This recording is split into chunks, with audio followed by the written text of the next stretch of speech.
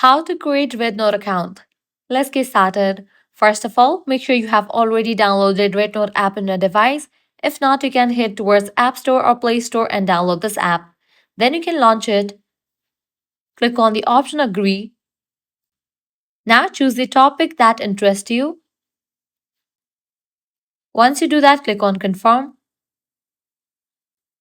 Now click on the option Login given at the bottom. You'll be prompted to log in. Click on this option Other login methods. Choose your method, phone number, or your Apple ID. First of all, check in for this option. I have read and agreed to the following policies. Now, selecting the option of phone number, you'll need to verify your phone number. Likewise, selecting the option of your Apple ID, you'll need to type in your Apple ID account's email and the password, and your account will be automatically created. So, use the option of your choice.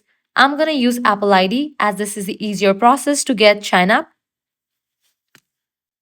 Once you provide your Apple ID's credentials, your account will be created.